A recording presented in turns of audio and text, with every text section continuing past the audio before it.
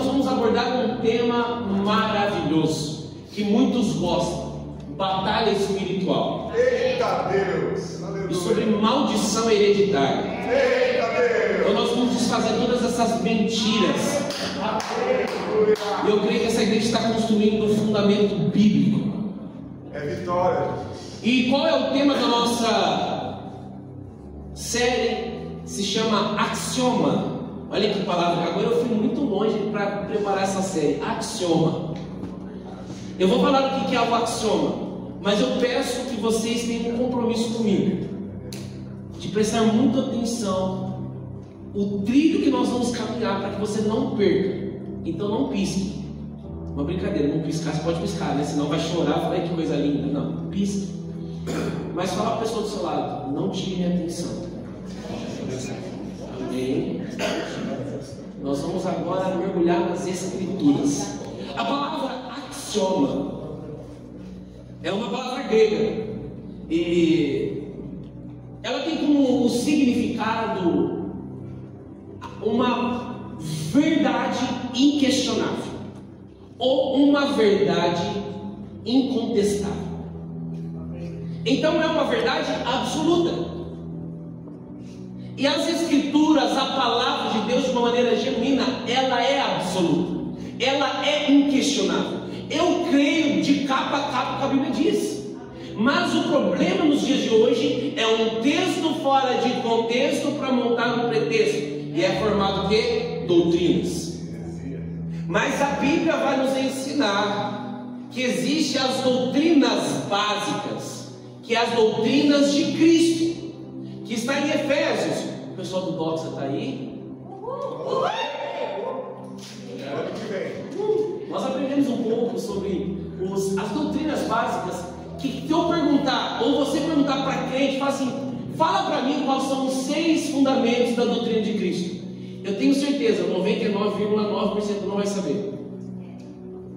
E são as doutrinas de Cristo. E nos dias de hoje, as verdades, elas não estão sendo tão absolutas, elas estão sendo relativas. Mas a palavra de Deus, ela é absoluta. Amém. Pastor, eu não entendi o que é o axioma. Axioma então é o quê? Uma lei, um princípio inquestionável. Eu vou dar um exemplo para vocês de um axioma, que é uma lei ou um princípio inquestionável. Lei da gravidade. Todo mundo conhece? Todo mundo. Amém. Vocês estão olhando com cara de ué. Se eu pegar esse celular aqui e eu soltar agora, o que vai acontecer? Ele vai parar no ar? O que ele faz? Por quê? Lei da gravidade. Você consegue questionar a lei da gravidade? Você pode falar o que você quiser, o que você acha. Mas se eu soltar o celular, a lei da gravidade é uma verdade absoluta. Vai cair o celular. E a verdade da palavra, ela também precisa ser absoluta e inquestionável. Para mim partir para o ponto da batalha espiritual que muitos dizem, eu quero já deixar muito claro: a batalha espiritual existe? Sim. É bíblica? Sim. O que nós vamos pregar contra aqui é o movimento da batalha espiritual. Amém. Agora vamos lá. Existe uma verdade absoluta que eu preciso caminhar com vocês. Quem crê que Jesus morreu na cruz? Amém. Se alguém não falou amém do seu lado, você me fala que nós vamos fazer um apelo no final do culto. Amém? E quem crê que ele ressuscitou? Aleluia. Glória a Deus. Eu estava na minha mente que ser muito avivamento nesse momento, mas tudo bem. Isso é uma verdade absoluta. É inquestionável. Agora, no decorrer da história ou a obra da cruz, os resultados da obra da cruz, muitas vezes nós não entendemos. Nós cremos que é absoluto o quê? Que Jesus morreu na cruz, ressuscitou e vive para sempre, e daqui a pouquinho ele vai vir buscar a gente. Nós vamos estar tudo junto na boda do Cordeiro. Olha que coisa linda. Mas o interessante é que a obra da cruz, ou a obra da cruz consumada, ela trouxe resultados. E nós vamos falar um pouco sobre o resultado da obra da cruz, que acabou ou venceu o inimigo que muitos estão tentando guerrear na batalha espiritual. espiritual, que é o chamado diabo. Ele já foi vencido na cruz do Calvário. A Bíblia fala que ele despojou, envergonhou publicamente o diabo. Isso é uma verdade. Mas, pastor, não existe então, mas o diabo existe. E eu vou falar para vocês como ele age, qual é a batalha espiritual que hoje eu e você precisamos lutar. Porque nós estamos entrando em uma batalha que já foi vencida. Porque vencer o diabo você não consegue, só foi Cristo vertendo a cruz no Calvário, seu sangue puro e imaculado, e ele já venceu. Eu vou ler biblicamente isso daqui. Então tem gente, mas eu não vou começar, vou ter que guardar minha espada, eu não vou conseguir dar mais machadada no diabo. Vai sim, se você corrigir o seu caráter. Isso. Aí você vai dar uma machadada no diabo. Você não precisa ficar lutando com ele não. Oh, glória a Deus. Então o propósito dessa série é desmantelar e destruir fábulas, mitos que a igreja brasileira está sofrendo com a onda do neopentecostalismo. Infelizmente, grande porcentagem hoje das igrejas no Brasil está sendo atingida por essa onda ainda. E o que essa onda faz? O que é neopentecostalismo? A onda do neopentecostal, eu não vou falar o nome de igreja, não vou falar o nome de pastor, mas você já vai entender. A onda do neopentecostal, como um propósito, é desenvolver a teologia da prosperidade. Nós vamos falar domingo que vem. E o outro é sobre o exorcismo, sobre a batalha espiritual, onde tem demônio em tudo. Então, essa onda, eles desenvolveram esses ensinos sobre teologia, que para mim não tem teologia, é um ensino equivocado sobre prosperidade. É bíblico prosperidade? É, mas é ensino equivocado. Mas também sobre a palavra batalha espiritual é bíblico, sim, mas é um ensino equivocado que eles ensinam. E eu já vi muitas pessoas, até dentro dessa igreja, falando coisas que eu quase babei. Mas hoje você vai aprender. A única, eu já vou começar de trás para frente. Vou começar com um spoiler. A única batalha que nós temos que vencer todos os dias é contra o pecado. É contra o pecado. Amém? Abra sua Bíblia em 1 Timóteo capítulo 1. Nós vamos ler 4 textos.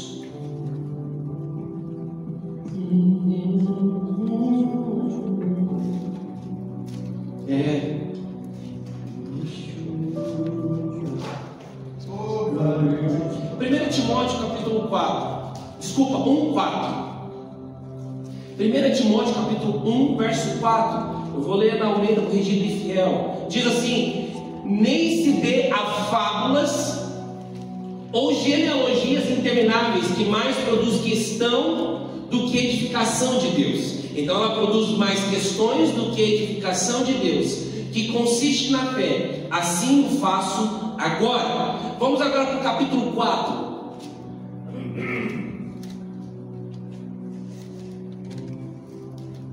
Capítulo 4, verso 6 vai dizer assim: propondo essas coisas aos irmãos, serem bons ministros de Jesus Cristo, criando com palavras da fé e da boa doutrina, que têm seguidos.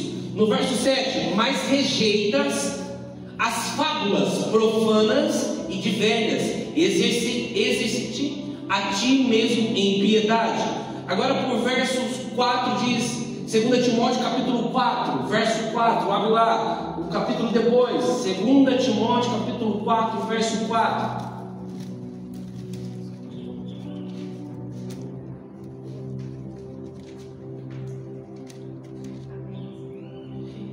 2 Timóteo 4,4: e desviarão os ouvidos da verdade, voltando às fábulas. Tito capítulo 1, verso 14. Vamos ler muita Bíblia. Escola Bíblica Dominical. Olha que coisa linda, que saudade. Tito 1,14 diz: não dando ouvido a fábulas judaicas, nem aos mandamentos de homens que se desviam da verdade. Não dando ouvido a fábulas judaicas, nem mandamentos de homens que se desviam da verdade. Nesse quarto texto que nós lemos, esses 4 textos, existe uma palavra em comum, que é fábulas. A palavra fábulas é a palavra mudos no grego, M-U-T-H-O-S, que significa narrativas, ficção, invenção e falsidade. Então, o que é? Narrativas, ficção, invenção e falsidade. Então, a Bíblia fala assim: não dê ouvido ao que os homens, as falsidades, que eles se afastam, estão distantes da verdade do que é as Escrituras. E uma das coisas que nós precisamos atentar e ser apegado, uma das, como posso dizer, o Solo Escrituras chama da reforma, os pilares da reforma protestante, algo que diz e salta aos meus olhos, que fala assim: só Escrituras, significa somente as Escrituras. Isso foi algo que foi defendido por Martinho Lutero na reforma protestante, e isso deveria ser o que? Uma base da fé cristã, somente as Escrituras. Mas pastor, e as experiências? Experiências são experiências, e experiências não são doutrinas, porque doutrinas precisam se cumprir e é imposto. Experiências não são doutrinas. O que é doutrina é a palavra de Deus de uma maneira íntegra. Amém. Tudo bem até aqui, gente? Amém. Então, a Bíblia vai nos orientar em 2 Timóteo, em Tito, que nós não devemos dar ouvido às fábulas, às mentiras, às falsidades dos homens que se afastam da verdade. Agora eu quero desenvolver um pouco sobre essa questão da batalha espiritual. Você que está anotando, eu quero que você anote assim: o diabo não é opositor de Deus em poder. Porque as pessoas colocam o diabo em páreo, assim, parece que Deus e o diabo estão brigando ali, em poder ferrenho. Não, o diabo não é opositor de Deus em poder, mas em essência. Deus é bom e o diabo não vale um bombom. Ele é péssimo, terrível e ruim. A única oposição que Deus é bom e o diabo não é. Mas em poder não tem ninguém igual ao nosso Deus. Mas da onde você tirou isso, pastor? Vamos lá então, vamos estudar um pouco a Bíblia. A Bíblia vai dizer que o diabo era quem nos céus? Lúcifer, anjo de luz, estrela da manhã. Agora me pergunta aí, ele era um anjo e ele caiu por causa que se encontrou maldade, orgulho no seu coração. Por isso que a Bíblia diz que o orgulho ele precede a... Então vamos sondar o nosso coração. Mas vamos lá. A Bíblia diz então que ele caiu. A minha pergunta que eu faço para vocês: o diabo era um Deus caído ou um anjo caído? Então por que nós colocamos um poder que ele não tem? Ele não é Deus, ele era um anjo caído. Hernandes Dias Lopes diz isso. Ele não é um Deus caído, mas um anjo. E todos os anjos se prostram ao nome de Deus, ao senhorio de Deus e ao nome de Jesus. Mas na batalha espiritual eles colocam o diabo, eles demonizam tudo e colocam um poder que o diabo não tem. Eu não lembro quem foi que me falou uma vez: o diabo é igual aquele cachorro. Ele começa a latir. Espero que ninguém tenha esse cachorro no nome de Jesus, o Pincher. Ninguém tem, né? O Pincher é uma bênção, sabe, gente? É uma bênção de Jesus. O latido dele é: oh, aleluia. O Pincher, quando você chega, você parece esse bicho endemoniado, tá protegido. Eu fui em Campo Grande, Mato Grosso, fui tirar o sangue de um Pincher. Eu fui pro veterinário, estava auxiliando. Irmão, diante de Deus, eu vou desabafar, mas o seu cachorro não é assim, ele é bênção, ele é santo. Irmão, eu voltei toda arranhada, eu falei: isso é cachorro ou é gato? O bicho começava a espumar, quase pus a mão na cabeça dele. Mas, se você ficar acuado, ele vai vir para cima de você. Mas faz assim, ó. Ele sai correndo. Porque ele sabe quem tem o poder, quem tem a autoridade. O diabo, da mesma maneira, quanto mais você recua, eu tenho medo, não fala o nome dele, Jesus, eu tenho medo desse nome. Não fala diabo, fala bichão, Chico Tripa, qualquer coisa. Se você entender a autoridade que você tem, você só bate o pé e tem que sair fora. É a autoridade que Cristo deu à igreja. Quem é a igreja? Mas colocamos o diabo, nosso diabo, ai meu Deus, é o diabo. Ai o diabo é meu Deus, é o diabo. Tudo é o diabo. E vive correspondendo só ao diabo, quando deveria corresponder aos céus. Porque eu sou cidadão dos céus, não sou do diabo. O diabo já é um derrotado, ele não tem nem chave da casa dele, é um inútil. Na batalha espiritual, eles precisam ter um foco. Diabo, acabou medo, cara, Jesus. Então, o diabo, ele não é opositor em poder, mas em essência. O diabo é mal, ruim. Ele veio quebrar, matar e destruir. Mas nosso Deus veio para cá o quê? Vida e vida em abundância. Então é em essência e não em poder. Mas como assim? Por isso que eu falo algo. As igrejas que eles cultivam a batalha espiritual, como esse movimento, não é a batalha espiritual em si, porque já aconteceu e nós vamos estudar sobre isso. O movimento da batalha espiritual, que eu não creio, é antibíblico. Que quando tem um demônio, na igreja todo mundo para de cantar, para de adorar, vamos focar no demônio agora. A música para, todo mundo para, vamos olhar. Mas quando Jesus foi expulsar um gadareno, eu não vi ninguém parando. Mas o diabo se prostrou aos pés de Jesus. Então nessa comunidade nós não paramos nem nosso culto para dar margem para o diabo. Ele vai se prostrar ao nome de Jesus aqui. Se o diabo do gadareno se prostrou, o que quer dizer isso? Existe um poder acima de todo nome que se possa referir nos céus, na terra, debaixo da terra. Tudo se rende a esse nome. Então, se você já entender isso, você já vai falar, você não vai ter nem mais medo de diabo. Você vai querer sair daqui expulsando todo mundo. Você vai querer olhar, vai querer expulsar demônio. Porque existe uma autoridade que talvez você não conhece.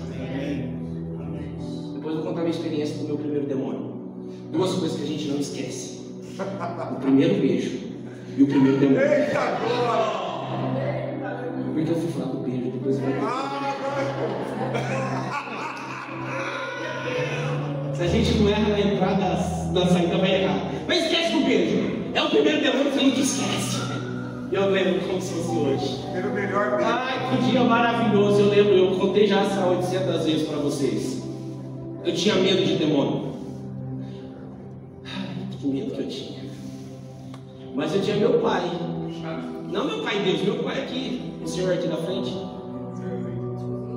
Tiozinho, olha, eu não falei nada. O senhor aqui na frente.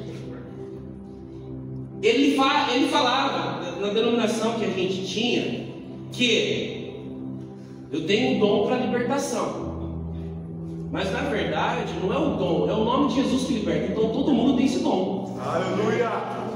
Se você tiver na sua casa, no trabalho, na casa não, mas no trabalho, não vai manifestar um demônio, deixa eu ver quem tem o dom da libertação, deixa eu ligar para quem? Não, o nome está para a igreja, não para pessoas escolhidas. Todos têm o poder de expulsar demônio. Mas eu não sabia disso, mas eu não tinha conhecimento, mas eu tinha que meu pai. Aí a mulher começou a se tribuchar lá, quebrar tudo. Eu falei, meu pai vai expulsar o exorcista, o Constantine.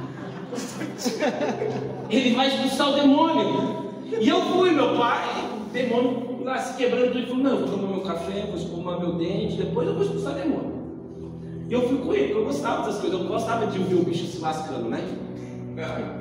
Eu estou desabafando. Aí quando chegou no demônio, a mulher parecia uma cobra lá se batendo. Eu falei, agora ele vai, estufei o peito, falei, agora ele vai mandar tudo pro inferno. Aí ele falou, Vini, agora é com você. Saiu, deixou eu, demônio, e agora o que eu faço? Eu toco o pé, enrolo a língua, falo em línguas, o que eu falo? E eu vou ensinar algo para vocês. Quando você expulsa o demônio, é no nome de Jesus. Se você ficar falando em língua em cima do demônio, não vai acontecer nada, porque a língua é uma edificação própria, que é uma interpretação dos anjos, o diabo não entende. Então sai em nome de Jesus e vaza. Mas eu falei, no medo, nunca tinha expulsado. O que eu faço? Faço o sinal da cruz, jogo a Bíblia. Mas eu entendi, eu falei assim, Jesus! Mas era o desespero que eu estava. Não falei Jesus para ela. E ela pulava. Eu falei, eita, encontrei uma coisa. O nome de Jesus tem poder, porque ela começou a pular. Então eu comecei, Jesus, e ela... Jesus, eu falei, Jesus, Jesus. Eu comecei quase um corinho. Ela começou, mas eu falei assim, sai em nome de Jesus. O que aconteceu? O que foi? Eu entendi que eu tinha autoridade, né? Sobre meu pai. Porque não estava sobre ele, estava sobre toda a igreja. Pisarão, serpentes, escorpiões, e nada lhe causará dano algum. É isso. Aleluia. O segundo ponto, onde se iniciou então essa tese ou esse movimento da batalha espiritual? E de fato, isso é Bíblia. A Bíblia vai dizer em Gênesis capítulo 3, no verso 14 e 15, é um versículo que eu amo, que é quando Deus está pregando para o diabo. Olha que coisa mais linda. Ele fala assim, eu te farei agora inimigo da mulher. Ele fala assim, mas virá um da semente da mulher que vai pisar a sua cabeça, e você vai o quê? Ferirá o calcanhar dele. É a primeira profecia messiânica. O próprio Deus fez, apontando para o que Jesus faria. Ali agora o que? Ele faz uma oposição, diabo e Deus. Ali o homem já tinha entregado a autoridade para o diabo, então precisava ser o diabo ser vencido, mas não tinha sido ainda. Mas se nós estudarmos um pouquinho mais a fundo, na mesma profecia que ali se inicia uma batalha espiritual de opositores, ali também já dá o resultado final. Vai ter essa batalha, mas vai vir um que vai finalizar essa batalha. Ele vai pisar a sua cabeça e vai acabar com você por uma vez por todas. Agora me fala, quem é esse? Jesus. A Bíblia vai dizer que quando ele ressuscita, ele vai ao inferno e faz o estrago, ele pega a chave do inferno, e a Bíblia fala que quando ele ressuscita, e nós vamos ler esse texto, ele despojou o diabo. O que é despojar? Tirar, despir, tirar toda a munição dele. O que era isso? A autoridade que o homem deu no Éden para o diabo atuar, agora Jesus pegou de volta. A batalha espiritual acabou. O inimigo foi vencido. Mas ele não age? Ele age ainda. Mas por uma maneira só ele age. Como? Algo chamado pecado. A Bíblia diz que ele é como um leão. Infelizmente ele até nem queria ser igual a Deus. Ele fica rodando como um leão, achando uma brecha. Qual é a brecha? Pecado. Eu vou trazer agora um estudo rapidamente em 2 minutos. Nós vamos fechar isso. Nesse mesmo texto, Gênesis capítulo 3, versos 14 e 15, a Bíblia fala assim que então agora a serpente ela se alimentaria da onde? Do pó? Terra. Pó da terra. Grava isso em nome de Jesus. Aí nós voltamos no capítulo anterior, Gênesis capítulo 2, verso 7. Ali é formado o corpo, carne do homem. A Bíblia diz o que ele, e formou o Senhor o homem da onde? E o que era esse pó? É o que? Formando a? Porque o Espírito foi em Gênesis 1:26. Façamos o homem à nossa imagem, conforme a nossa semelhança. É o Espírito, corpo, carne. A única coisa que a Bíblia vai dizer em Gênesis 3, 14 e 15, que ele se alimentaria agora do pó, que seria da carne. Gálatas 5,14 vai dizer assim, as obras da carne. Vamos ler, para ver? Eu espero que você não se identifique com essas obras, porque as únicas coisas que alimentam o diabo hoje é algo chamado pecado. Vamos lá, Gálatas 5,14, porque toda lei se cumpre numa só palavra nessa, amarás o teu próximo como a ti mesmo. 15, se vós porém vós mordeis e devorais uns aos outros, vede não vos consumeis também uns aos outros. Pode 16, Digo, porém, andai em espírito, e não cumprireis a concupiscência da onde? Da carne. Próximo. Porque a carne cobiça contra o espírito, e o espírito contra a carne, e esses se opõem-se um ao outro, para que não façais as coisas que quereis. 18. Mas sois guiados pelo espírito, não estáis debaixo da lei. 19. Porque as obras da carne são manifestas, as quais são adultério, fornicação, impureza, lascívia, idolatria, feitiçaria, inimizades, contendas, ciúmes, iras, pelejas, dissensões, heresias, invejas, homicídios, bebedices, glutonaria. Aleluia, posso ouvir um amém? E coisas semelhantes a essas, acerca das quais de antemão vos declaro, como também já antes vos disse, que os que cometem tais coisas não herdarão o reino de Deus. Obras da carne. Quer matar? Quer fazer uma batalha agora com o espiritual? Eu quero tirar minha espada e agora golpear. Não vive em pecado. Amém. Mas eu não consigo dar uma cajadada? Dá. Viva em santidade e mata o diabo de fome. Aleluia. Eita Deus, aleluia. Você quer dar alimento para o diabo? Para que ele aja na sua vida? Vive na carne. Mas na batalha espiritual é muito mais fácil tentar guerrear com o diabo que já foi vencido do que negar a mim mesmo e aos meus desejos pecaminosos. A nossa maior batalha não é contra o diabo, é uma pessoa. Sabe quem que é? Nós mesmos. Amém, amém. Se você quiser saber quem é o seu inimigo, olha para o espelho. Deus. Se você não dá brecha, você mata o diabo de fome. A única legalidade do diabo agir na sua vida é quando você dá brecha. Então ele age como? Quando eu dou legalidade. Agora a batalha espiritual eu preciso. Irmãos dos céus, esse inimigo já foi vencido na cruz do Calvário. Mas ele está agindo porque o mundo já é do maligno, existe uma influência ainda da queda de Adão. E ele está operando. Daqui a pouquinho ele vai se lascar. Mas como ele age nos dias de hoje, após a morte e ressurreição de Cristo? Quando eu e você temos legalidade nas consciências da carne. Sabe o que nós deveríamos fazer? Pegar todas essas obras da carne e deixar na geladeira. Amém. Obrigado pela empolgação de vocês. Então essa batalha espiritual hoje é um espírito, sim, o diabo. Mas como ele age hoje? Através da minha legalidade. Então a batalha espiritual hoje não é para cortar a cabeça do diabo. É para cortar as minhas vontades carnais, tirar a brecha para o inimigo operar na minha vida. Então a primeira coisa que nós aprendemos foi: o diabo não é opositor de Deus em poder. O segundo é o quê?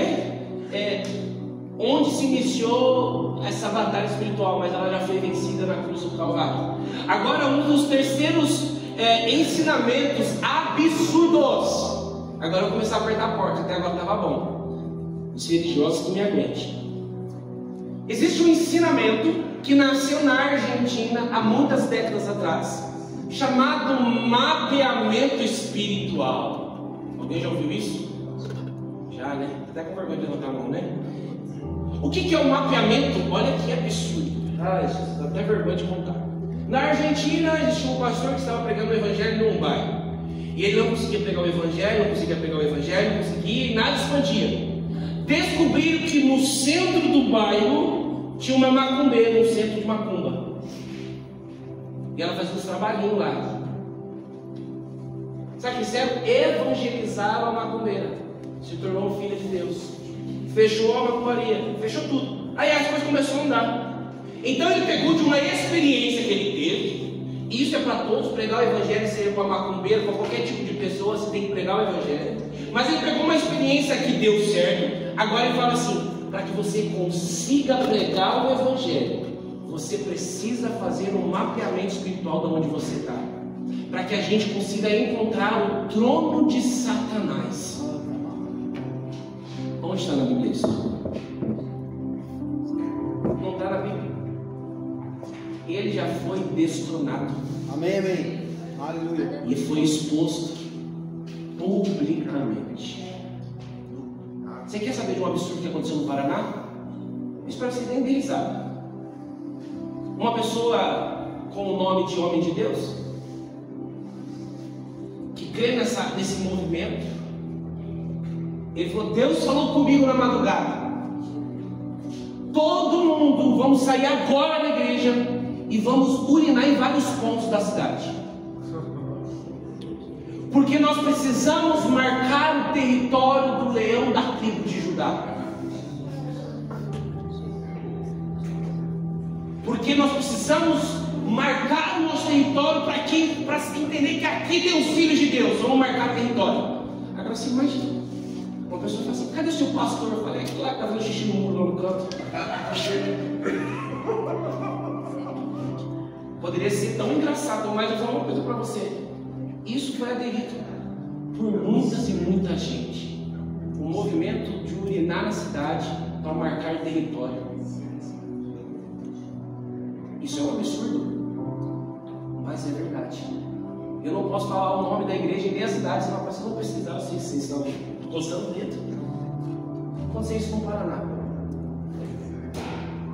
São os mapeamentos. Meu irmão, isso precisa ser destruído, essas mentiras. Eu não preciso urinar, eu não preciso mapear. Aonde eu pisar, eu sou a habitação do Espírito Santo. Aonde eu piso, o diabo vai ter que sair correndo e bater em retirada. Porque maior é o que habita em mim do que aquele que está no mundo. Eu não preciso urinar, não preciso marcar território. Porque aonde eu piso, a presença se faz presente. Que ritos são esses? Aleluia. Aleluia. Agora eu quero que vocês guardem as pedras. Algo que eu vou falar, talvez você não concorde a princípio, mas não tem na Bíblia. Esse movimento de batalha espiritual, eles começaram a trazer um glossário de nomes de diabo. O diabo da sexualidade é esse, e nós vamos combater desse jeito. O demônio da bebedice é esse, e nós combatemos desse jeito. Primeiro, não tem receita para combater o diabo, é só uma maneira: o nome de Jesus. Pronto. Aí, pastor, mas eu já perguntei nome de demônio, já entrevistei. Parabéns, jornalista. Faça o que você quiser, mas não faça de uma experiência uma doutrina. Sabe por quê? Nome de demônios que são colocados hoje, eu não vou ficar falando nome de demônio aqui não, nem quero. Amém. Porque eu não tenho sempre aqui exaltado o nome de Jesus. Mas todos os nomes de demônio que colocam aí, ele vem de uma religião africana, grande parte do Umbanda. Aí os crentes pegaram os nomes e aplicaram no cristianismo. Única vez que Jesus pergunta o nome, foi para um demoniado e falou assim: qual é o seu nome? Ele falou o quê? Serpilino, bomba, falou o quê? Legião. Única maneira. E aí um estudioso fala: legião é o quê? 6.000 soldados, então é 6.000 demônios, meu Deus, quanto demônio! Mas nesse texto ele não quer dar um glossário de nome, ou falar assim: olha, a partir desse versículo vamos criar agora uma doutrina para colocar nome demônio. Não, aqui é para mostrar a autoridade. Pode ser 6.000, 12.000, 1 milhão de demônios. Jesus falou assim: saia agora. Saiu. Esse versículo não é para dar nome, mas é para mostrar a autoridade que nós temos em nome de Jesus. Aí os abençoado começa a colocar em nome de demônio. Pastor, mas eu já perguntei. Qual é o seu nome? O que você quer fazer? Vira pirueta. Faz o seguinte, vira agora assim. Jesus não ensinou isso. Deus. Dá um microfone, os microfones para propagar o evangelho, para dar moral pro encardido. A única coisa que você tem que falar com ele nem é dialogar. Ele fala assim: vaza, sai em nome de Jesus. Mas tem gente que gosta de conversar, né? Tinha uma pessoa, pastor, eu vi o demônio no meu quarto. Ele estava no meu quarto, em pé, a fim de mim. Eu falei, cara, que intimidade entrou no seu quarto, né? Aí começou a ficar com medo. Speak as you worth, falei rápido para não falar inglês de novo. Vocês entenderam o que é, né? É um abençoado aí. Speak worth. Ele falou que estava dormindo e ele sentiu alguma atmosfera estranha. Quando ele olhou, ele falou assim: abriu os olhos, visão espiritual, ele viu o demônio na cama dele. O que ele fez? Ah, é você, cara. Virou, rompeu e dormiu. A questão é que esse movimento dá autoridade para quem não tem autoridade. Ele já foi vencido na cruz do Calvário. Tudo bem até aqui, gente? Não sei se a mente de vocês estão dando, mas é assim mesmo. É assim mesmo que acontece. Não estou dando nó na cabeça, só estou acendendo a luz para ver o nó que estava. Amém? Amém? Mas pastor, então você está dizendo que não existe? Não estou falando disso, estou falando do movimento que é contra as escrituras. Existem os dois extremos. Não existe, tudo é muito belo. Coitado inocente. E o outro extremo que é tudo é demônio. E esse é um erro e é uma mentalidade desse povo. Tudo vê demônio. Vou dar um exemplo. A pessoa não consegue arrumar um emprego. O que ela fala? É o diabo. Só pode, o diabo fechou as portas. É o diabo. Aí vai comprar uma casa, deu errado. Mas o diabo não quer que eu compre uma casa.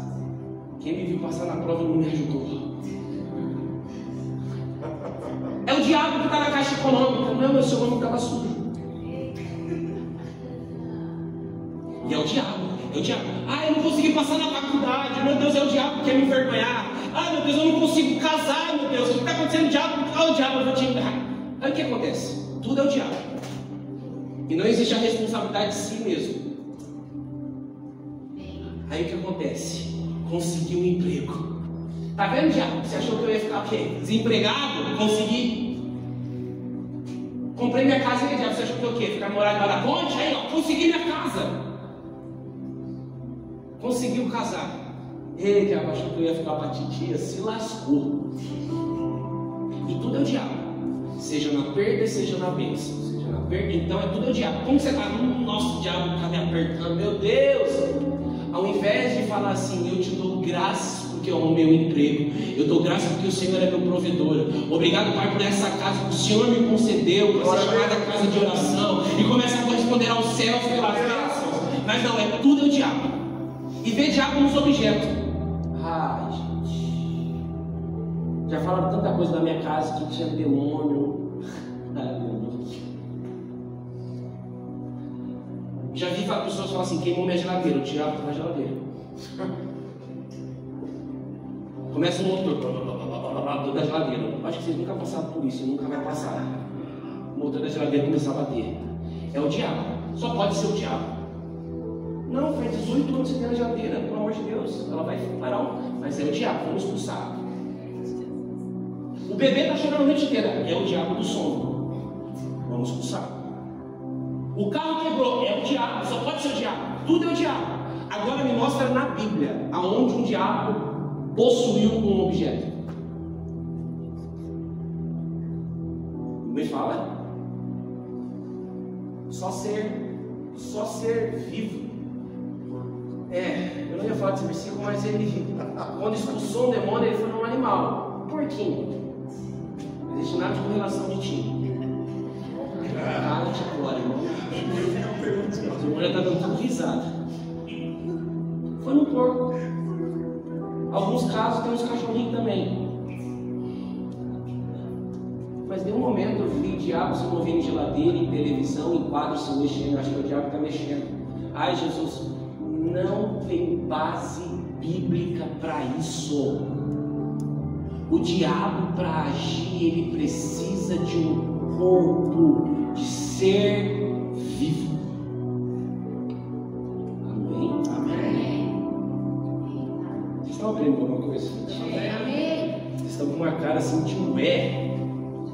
Se você tem mais dúvidas, eu tenho como tirar essa dúvida sua. Duas coisas. Primeiro, me chama para almoçar na sua casa. 2, faço doxa. Obrigado, gente. A gente está combinado isso.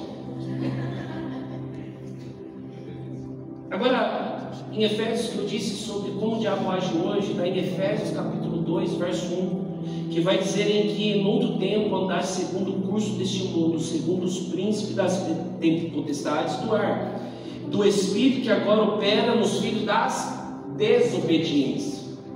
Então, no tempo de agora, é nos filhos da desobediência. Agora eu quero quebrar um paradigma aqui desse ensino. Nós vamos para a parte boa, que é a quebra de maldição. Hoje eu vou ser livre. Vamos quebrar a maldição. Já foi quebrada, já, na verdade. Mas vamos lá.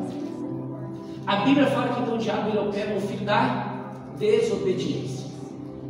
Alguém que já presenciou uma pessoa que fala que é crente, dizima, oferta, faz tudo de crente, tem cheiro de crente, mas ficou demoniado na igreja? Já viu? Eu já vi isso. Me fala na Bíblia, após a nova aliança, nas cartas, onde um filho de Deus ficou possesso.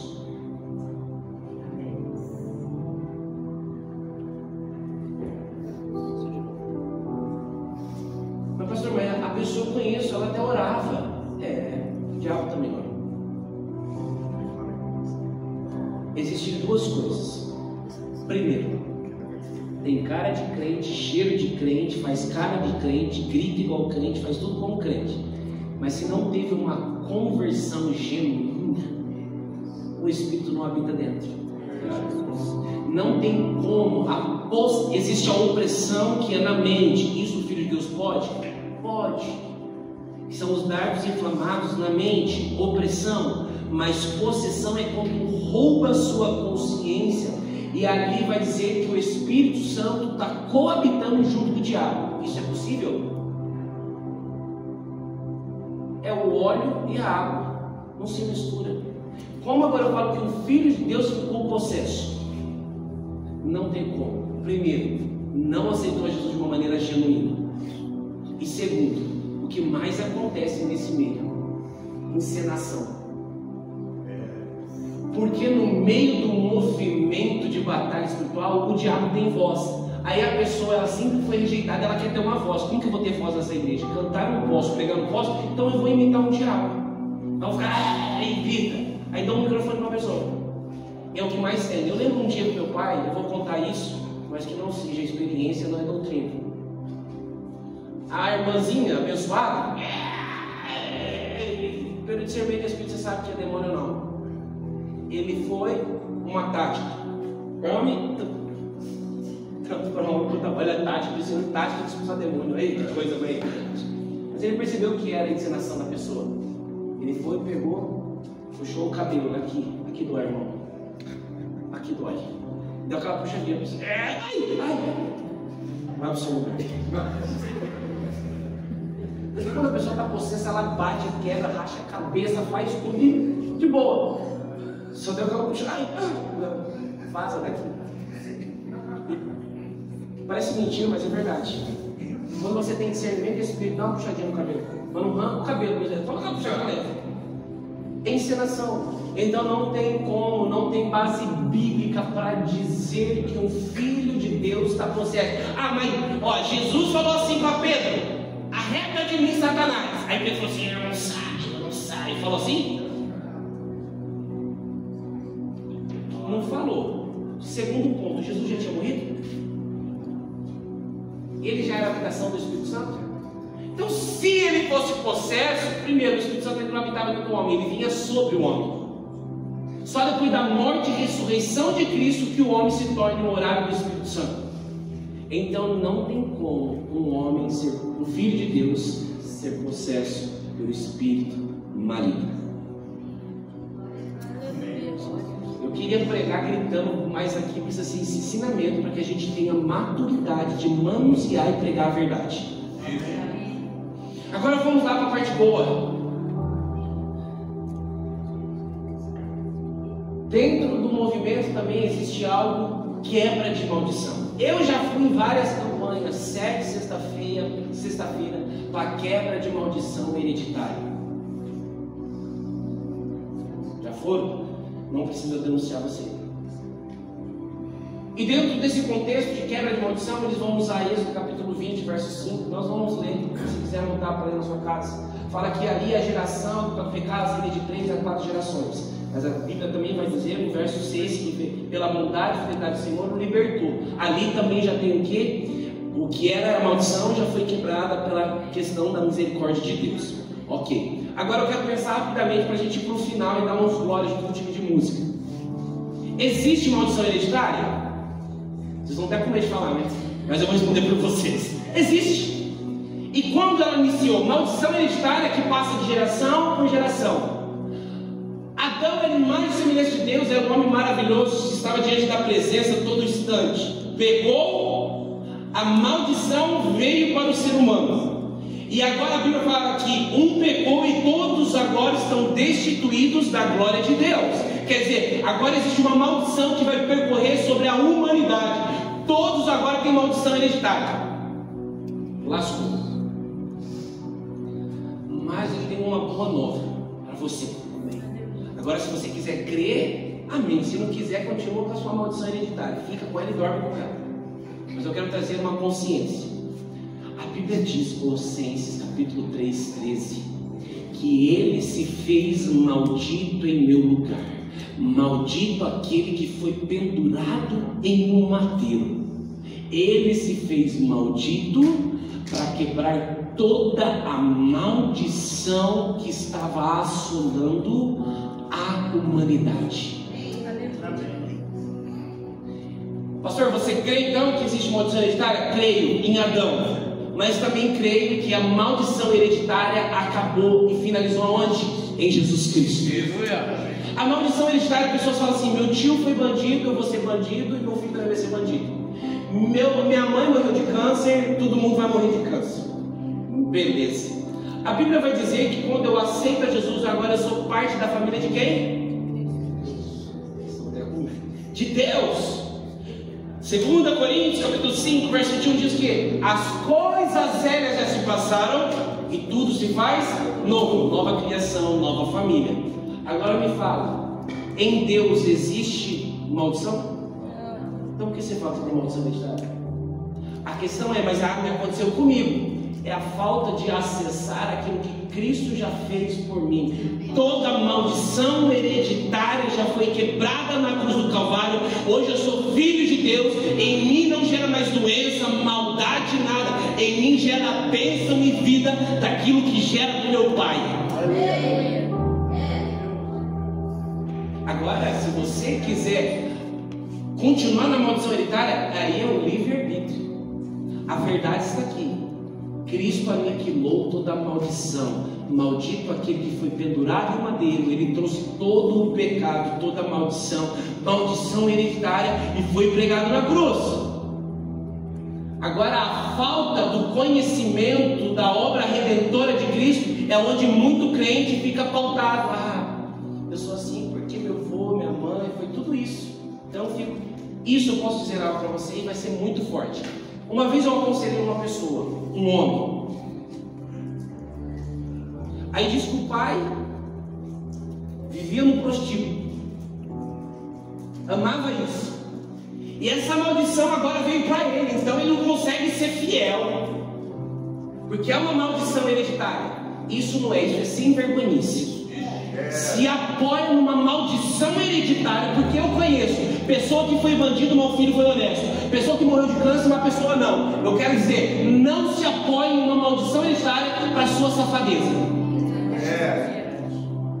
Ah, mas eu preciso, não consigo ser fiel. Ah, porque isso já vem lá de trás. Meu pai traiu minha mãe, meu avô traiu e todo mundo traiu. Eu preciso trair, porque é uma maldição. Isso é mau caráter.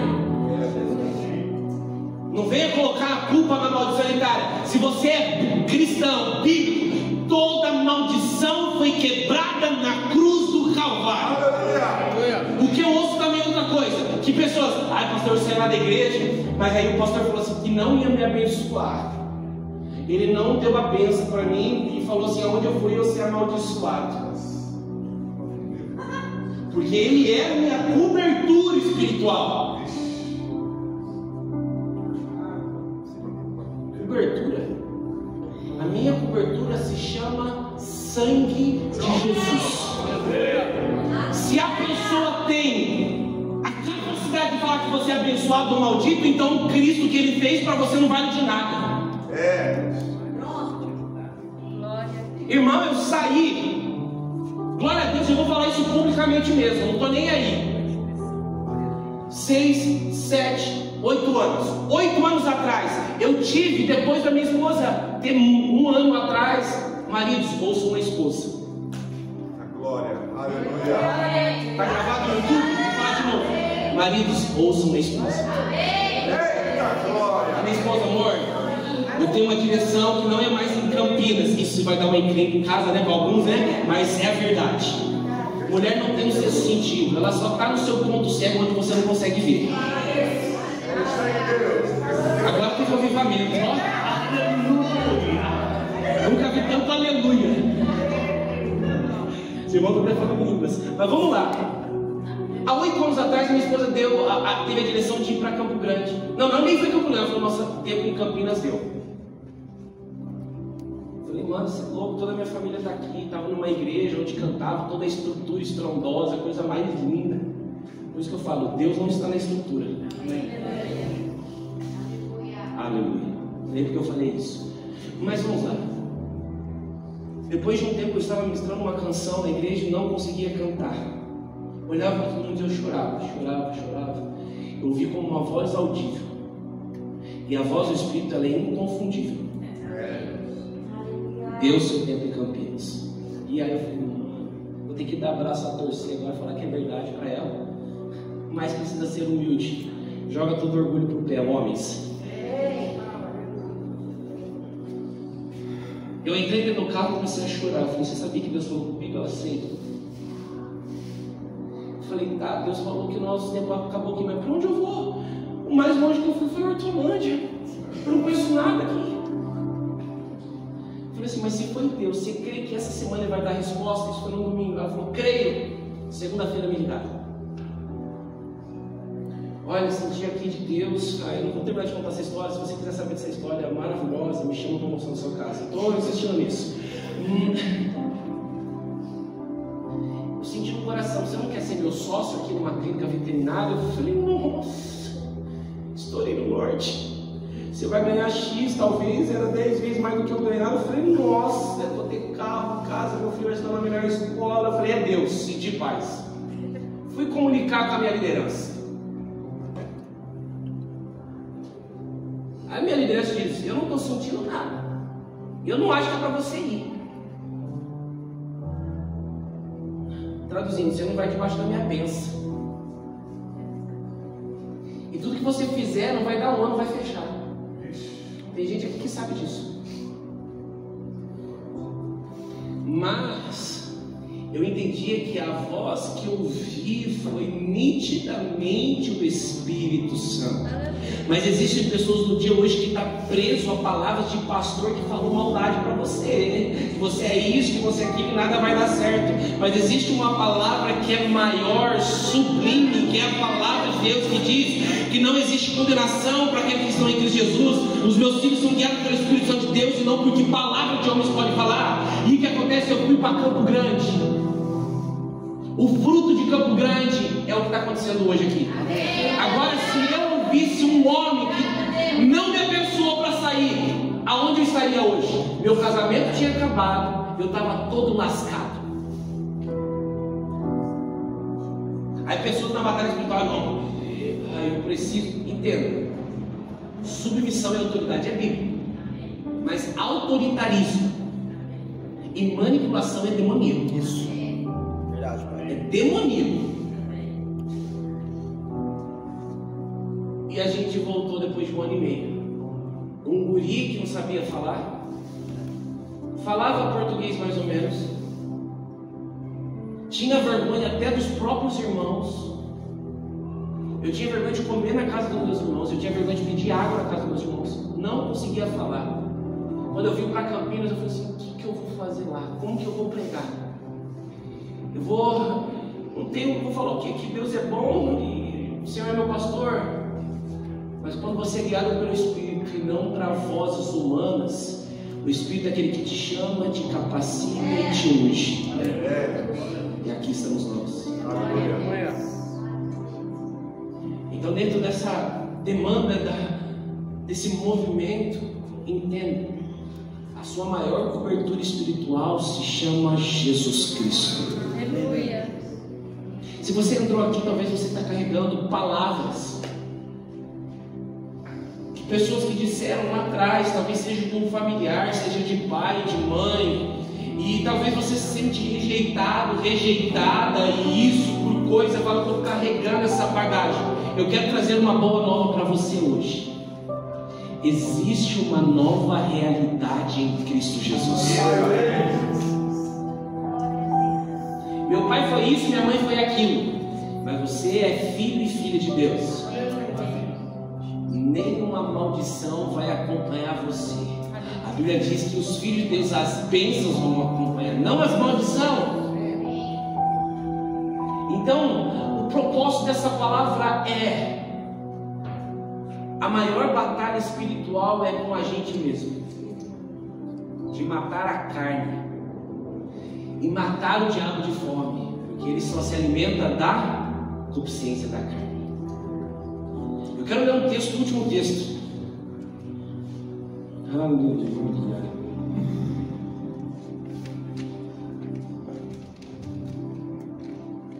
1 João capítulo 5, 18. Eu passei do horário, mas eu precisava ensinar isso, irmãos. Eu precisava esgotar isso. Se prepara para domingo.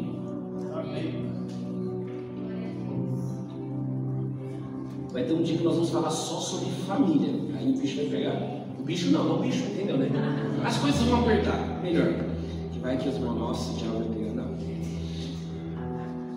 1 Coríntios capítulo 5, verso 18. O maligno. Eu falei o versículo certo?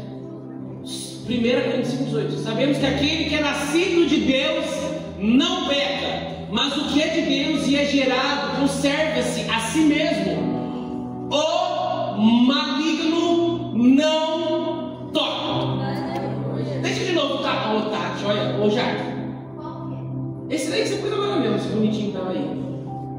1 João 5,18.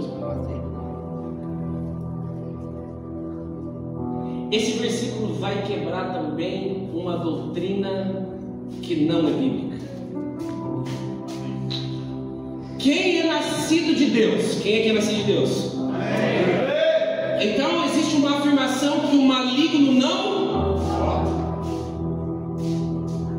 Ele só toca se você dar brecha. Amém. Mas se você é nascido de novo e não. Que medo de falar essa palavra, né? O maligno não lhe toca. A Bíblia diz que fomos chamados para desfazer as obras do diabo. É um chamamento para nós. Então nós devemos ir e fazer o quê? Desfazer as obras do diabo. Mas tem gente que tem medo de desfazer as obras do diabo, porque a mentalidade do neopentecostal fala assim: se eu fazendo as obras, vou sofrer retaliação. Aquilo que estava na pessoa vai pegar em mim. Então, se pega em você, então rasga esse texto aqui e joga no lixo. A Bíblia diz: se você tomar tomar veneno, coisa maligna, nada vai lhe causar dano algum. Aquilo que é nascido de Deus, que é de Deus, o maligno não toca. Aleluia. Eu já vi gente crente que vê uma macumba na esquina, corta caminho, um quarteirão inteiro, com medo. Pega aquele frango, dá um propósito para ele. Não faça isso, uma brincadeira prática. Frango morto para fazer alguma coisa. Galinhada. Aí os filhos de Deus até pula a macumba com medo, vai que pega em mim. Os nascidos de Deus que não peca, o maligno não toca. Agora você só vai ter medo de retaliação se você vive uma vida de pecado. Aí eu tenho medo, eu acho que eu estou em retaliação, então provavelmente eu tenho pecado. Manhã de libertação e uma manhã de examine-se o homem a si mesmo. Feche as brechas para que o leãozinho que acha que é leão, mas é um gatinho, entre na sua vida e faça um regaço. Mas algo que eu digo: os nascidos de Deus, o maligno não